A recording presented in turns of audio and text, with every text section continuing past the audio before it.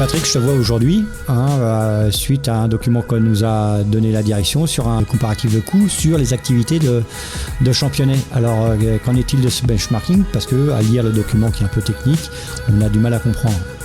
Oui, alors bon, déjà faut revenir sur le site de Championnet qui a toujours été remis en cause par la direction en voulant mettre 16 aires de bus supplémentaires pour pratiquer les grandes visites. Donc en vue du projet, nous on s'est mobilisé avec les salariés, donc il y a eu une forte mobilisation puisqu'on avait réuni dans la cour à l'époque plus de 200 agents pour contrer ce projet, et on avait réussi à maintenir l'activité industrielle en réduisant donc les aires de bus à 8 et en maintenant une activité industrielle transformée en activité de prototype avec un investissement de machines à l'époque en représentant une découpe laser à hauteur de 600 000 € et une presse plieuse à hauteur de 200 000 €, plus après, l'année d'après, on a fait investir aussi sur des tours à commande numérique dernier cri.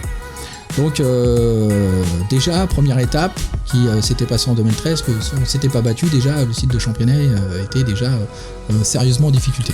Donc à la suite de ça, là, aujourd'hui, l'entreprise nous a présenté un comparatif des coûts, donc leur fameux benchmark, et qui, à leur grande surprise, pas la nôtre, parce que nous on a toujours été conscients qu'on était compétitif, même si c'est le mot de la direction, à leur grande surprise a représenté que ce benchmark, il y avait 80% des activités du Championnet qui étaient valables et qui étaient aujourd'hui compétitifs.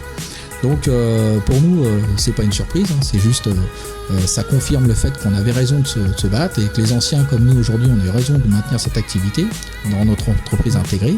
Et par contre du coup ça donne une autre dimension à la direction sur l'activité de Championnet, et du coup ça lui donne une possible perspective d'avenir, en tout cas dans le domaine de l'industrie.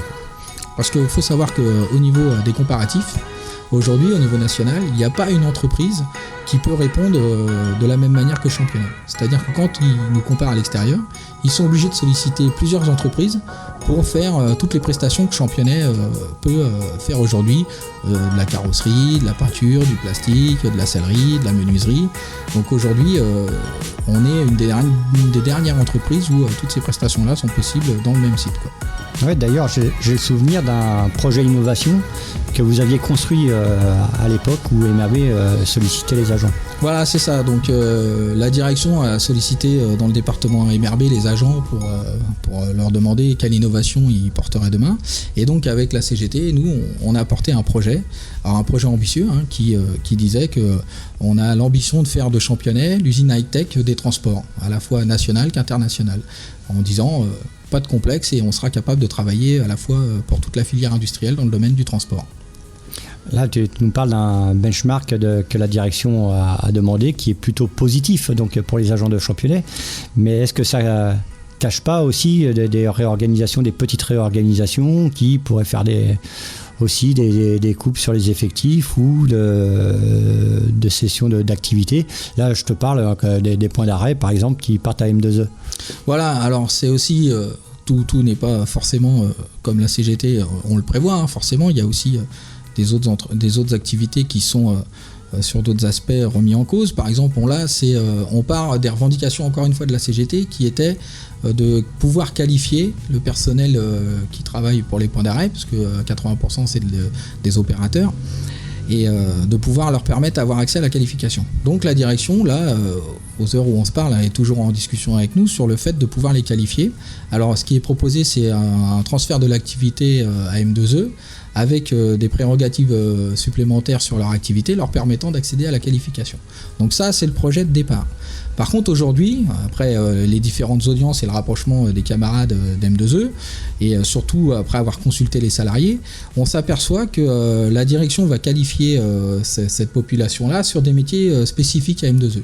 Donc on a quand même une crainte sur l'activité des points d'arrêt qui, du coup, se retrouverait avec un effectif réduit, puisque toutes les personnes qui seraient qualifiées seraient directement sur de l'activité M2E. Donc ça représente escalier mécanique, la plomberie des bâtiments, enfin voilà, c'est vraiment des métiers spécifiques à M2E.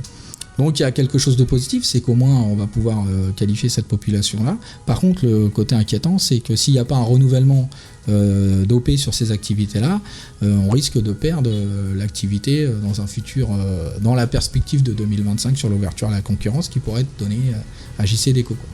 Oui, alors là, je te relance sur 2025 justement. Le Championnet, il y a toujours plus ou moins des rumeurs, alors peut-être des légendes depuis le temps que ça court, sur un projet immobilier à Championnet, comme c'est quand même dans le 18e arrondissement. Là, il y a un projet d'une dalle à Belliard avec un projet immobilier. Est-ce que ça ne va pas justement empiéter sur le site de Championnet ? Alors déjà des projets sur Championnet, il y en a eu et il y en aura toujours, puisque moi quand je suis arrivé dans les années 2000 sur le site de Championnet, les anciens nous faisaient part déjà qu'il y avait des projets et que Championnet devait fermer. Championnet, ça a toujours, depuis que c'est créé, je crois que Championnet devait déjà fermer. Donc aujourd'hui non, ce qui est en route, ça c'est sûr, le projet, il y a des communiqués qui sont sortis, c'est qu'il va y avoir une dalle qui va être faite sur le centre-bus de Belliard, mais c'est pas Championnet, c'est la partie centre-bus, avec le fait de poser après le centre-bus sur la dalle pour pouvoir accueillir au-dessus du centre-bus un projet immobilier qui aura de l'activité commerciale, sportive, logements sociaux, et pouvant lier l'activité industrielle et les logements, quoi.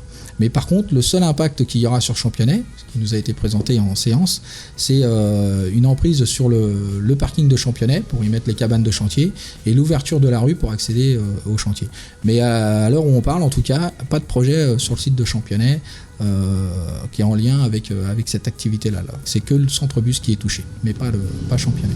Donc en conclusion, depuis des années, la CGT, avec les salariés du site et même au-delà du département, a combattu les idées reçues de la direction comme quoi les Championnet étaient plus chers que les entreprises du privé et que finalement Championnet a un avenir avec peut-être demain les bus électriques. Voilà, tout à fait. Alors ce qui nous a permis d'en être là aujourd'hui, c'est d'avoir toujours été en lien avec les revendications des salariés, on est toujours et d'avoir aussi parlé à chaque fois du travail. Quand on a été mis en difficulté avec la direction quand elle voulait remettre le site en question, c'est nous qui avons mis la direction en difficulté parce qu'on a parlé tout le temps du travail. Et quand on parle du travail, ça c'est la direction qui du coup se retrouve en incapacité de nous prouver le contraire. Donc de forte mobilisation sur le site avec les salariés en lien avec leurs revendications et portée par la CGT qui aujourd'hui nous donne raison d'avoir maintenu ce site qui a une utilité dans notre entreprise intégrée.